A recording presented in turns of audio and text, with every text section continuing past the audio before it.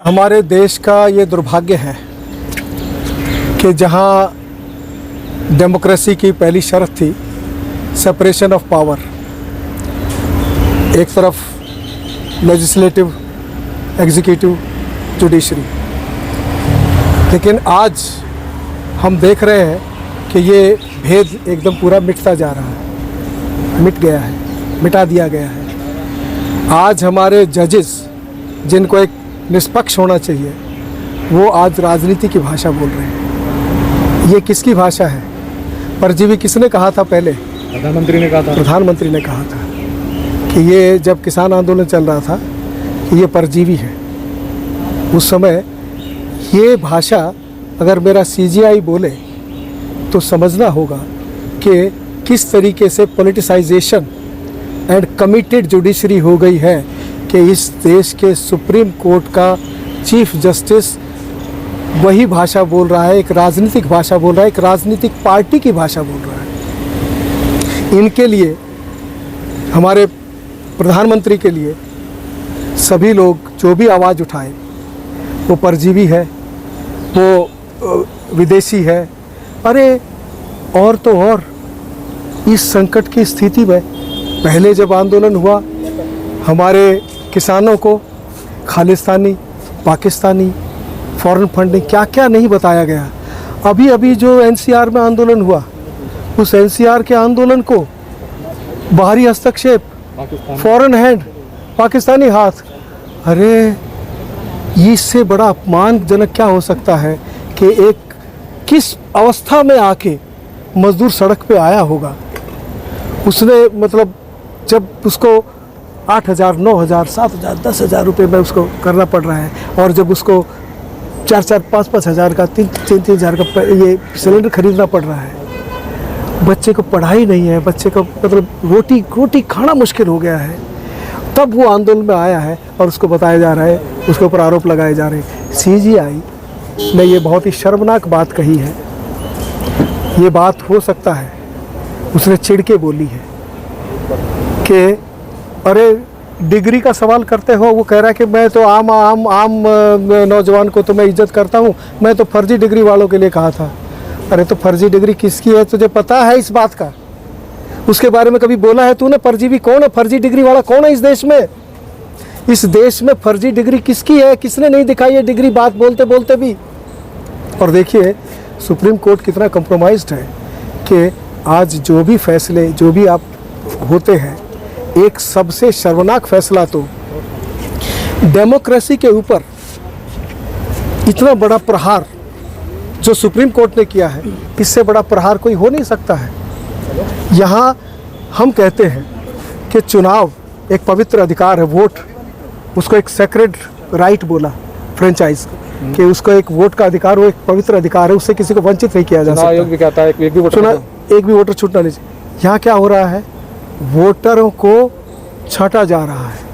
जब 91 लाख वोटर बंगाल में जब वो लिस्टेड किए गए, चलो उसमें से कुछ मर गए, कुछ शिफ्ट हो गए, हम मान लेते हैं तुम्हारी सब बातें, लेकिन जिन 27 लाख लोगों ने वो जो आए स्क्रूटनी के बाद, उस स्क्रूटनी के बाद तुमने उसमें 27 लाख लोगों को लॉजिकल डिस्क्रिपेंसी के नाम पर, यहाँ इस देश में जब बेटी जब ससुराल जाती है, उसके नाम के आगे पहले कुछ नाम था, 2002 में कुछ नाम था, अभी उसका वो मतलब टाइटल उसने दूसरा हो गया। किसी ने आर प्राशर कर दिया, PRASH कर दिया, किसी ने PRA कर दिया, किसी ने SHAR लगा दिया, किसी ने SHER लगा दिया। ये सब डिस्क्रिपेंसीज के नाम पे तुमने 27 लाख लोगों को उनके मताधिकार से वंचित किया है। इससे बड़ा प्रहार डेमोक्रेसी पर हो नहीं सकता। और शर्मनाक बात ये थी जो हमारे जुडिशरी ने आई कि जुडिशरी ने जो आई कि क्या हुआ, इस बार वोट नहीं दोगे तो अगली बार दे देना। डर गया सुप्रीम कोर्ट या मानसिकता खराब हो गई? ना डरा है, ना मानसिकता खराब है। ये सिर्फ और सिर्फ सत्ता की चापलूसी है, सत्ता के साथ रहना है, क्योंकि हमें उसके बाद रिटायरमेंट के बाद कुछ मलाई चाहिए। वो कैसे मिलेगी? वो तो सत्ता के साथ रह के मिलेगी।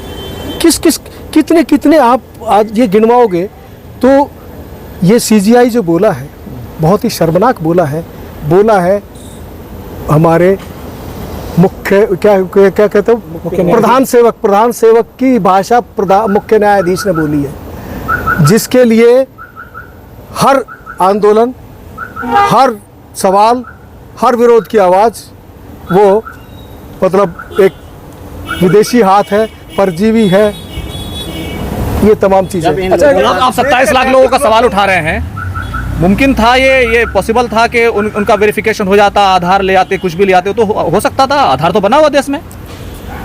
नहीं, मैं एक बात कहता हूँ, ये शब्द कहाँ से लाए हो? लॉजिकल डिस्क्रिपेंसी क्या होती है? What is logical discrepancy? एक आदमी का फादर नेम ठीक है, मदर नेम ठीक है, 2002 में भी था, सब वो जो मैपिंग करी वो उसमें भी ठीक था, सब कुछ ठीक है, सिर्फ आर इधर से उधर हुआ, ये क्या है ये तो हम इसको बोल देते हैं टाइपोग्राफिकल एरर, या जो मतलब इसको तुमने लॉजिकल एरर नहीं माना, लॉजिकल डिस्क्रिपेंसी माना। लॉजिकल एरर मान लेते तो 27 लाख लोगों का ये होता। और दूसरी बात ये है कि जहां सुप्रीम कोर्ट ने ये कहा कि ठीक है, ये कहना चाहिए था कि ठीक है इनको जांचो, but they can't be deprived of their right to vote, ये कहना चाहिए था। डट के अधिकार के, जनता के, नागरिक के, वोटर के अधिकार के लिए खड़ा होना चाहिए था कि वो जो है वो सत्ता के साथ खड़े हो गए। और वो हम जानते हैं किसके कौन थे, क्या थे, क्योंकि ज्ञानेश तो ज्ञान का भंडार है, वो जो कर दे वही कम है। किस तरीके से जो चुनाव जीते जाते हैं, आज सबसे बड़ा खतरा डेमोक्रेसी पर आ गया है।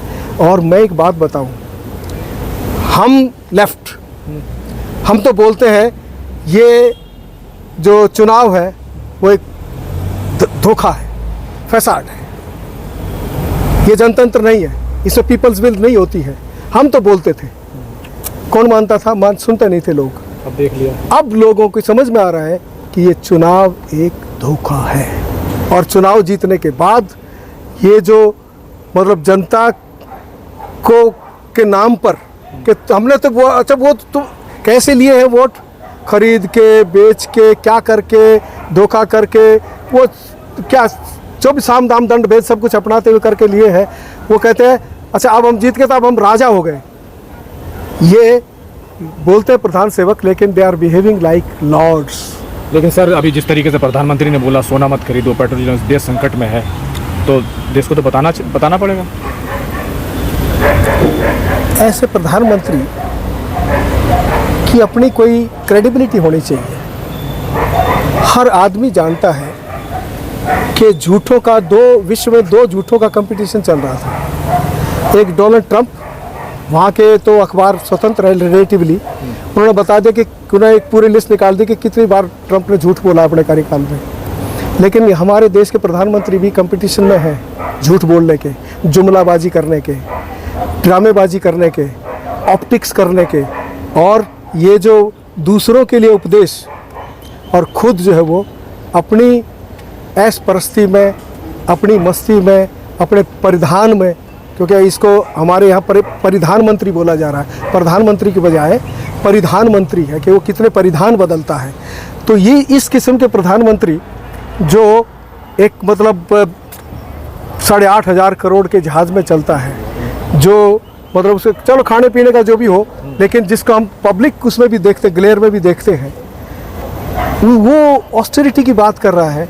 और दूसरी एक बात ये है कि जिन्होंने देश को लूटा है, जिनके पास देश की संपदा है, जो देश के 73% फ्यू परसेंट और 5% ऑफ पीपल के पास इस देश की 73% संपदा है, सेक्रीफाइस किसको करना चाहिए? उन लोगों को जो 50%, देश के 50% लोगों के पास सिर्फ 3% संपदा है, उनको कुछ है ही नहीं। उन्होंने किया ना, उसको कम कर दिया। उसको ये कहना और उनको फिर छूट देना। अडानी अंबानी की बात, अडानी अंबानी अपने दोस्त मित्र, जो अपने मित्र हैं, कॉर्पोरेट मित्र जो है, मित्र मंडली के लिए सब कुछ, मतलब तेल, सेल, भेल, जहाज, मतलब हवाई अड्डे, पोर्ट्स, सब कुछ, एवरीथिंग।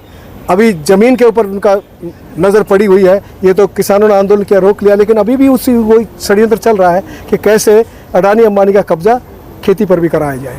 तो ये सब चल रहा है। तो किसको करना चाहिए त्याग? जिनके पास है उनको, या जिनके पास कुछ नहीं है उनको और भूखा मारो। तो आप ये कह रहे हैं अडानी अंबानी दान करें, देश के संकट में साथ में खड़े हों, अपना पैसा दें? 12,000 करोड़ रुपया बीजेपी का मतलब डिक्लेयर्ड एसेट्स है। तो जो बेचारा 9,000 कमा रहा है उसको करना चाहिए, या 12,000 में से तो कोई दे दो, 5-10 हज़ार तो दे दो देश के लिए, कुछ कुर्बानी तो कर दो। नहीं, ऑस्टेरिटी वहाँ नहीं होगी। मतलब 5 स्टार ऑफिसेज बन गए चारों तरफ देश के अंदर, कहाँ से आ रहा है इतना पैसा? तो वो वहाँ जो जिसको करनी चाहिए ऑस्टेरिटी, उनको ना बोल के आप इन्हें बोल रहे, अरे किसको बोल रहे? सोना कौन खरीदता है भाई? किसको बोल रहे हो? गरीब आदमी सोना खरीदता है? किसके लिए बात कर रहे हो? ये तुम्हारे ही जो अपने चमचों के लिए जो सत्ता की मलाई खा रहे हैं और जो विदेशों में धन पहुंचा रहे हैं, जो धन को सोने में कन्वर्ट कर रहे हैं, उनके लिए बोल रहे हो ना, तो बोलो।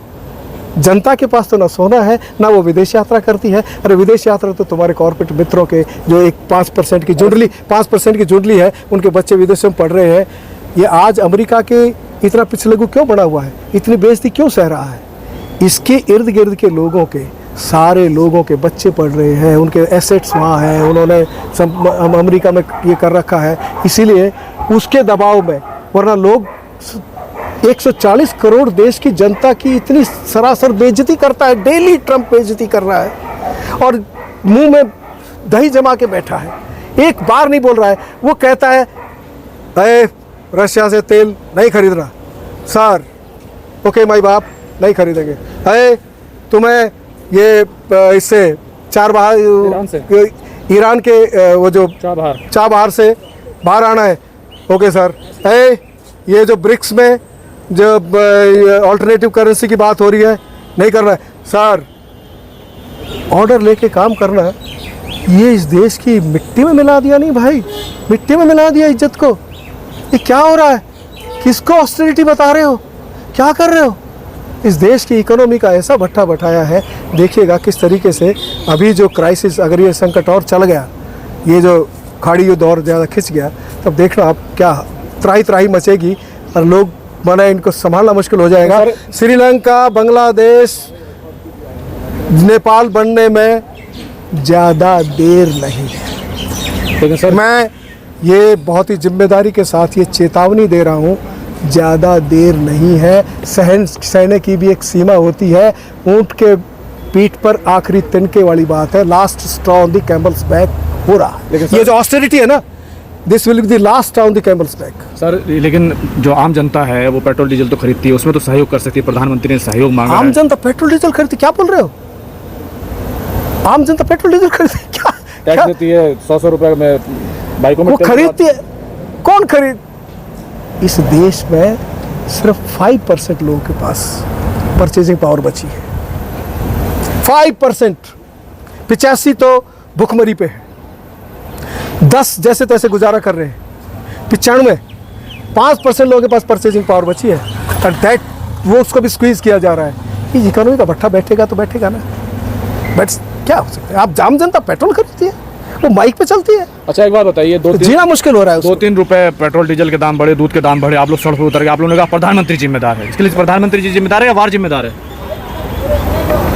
ये तो अब बढ़े, ये तो वार तो अब आई है। ये क्राइसिस तो, इकोनॉमी का क्राइसिस तो बहुत पहले से चल रहा है।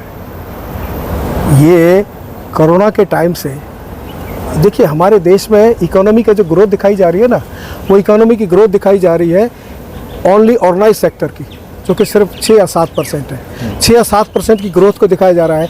93-94% और अनऑर्गेनाइज सेक्टर का ग्रोथ नेगेटिव में है, प्रोडक्शन नेगेटिव में है, लेकिन उसको आंकड़े फुला के दिखाया जा रहा है कि किस तरीके से हम चौथी अर्थव्यवस्था बने, 5वीं अर्थव्यवस्था बने। अरे अब तो तुम्हारे वो भी आंकड़े झूठे हो गए, अब तो तुम छठे पे चले आए। लेकिन सर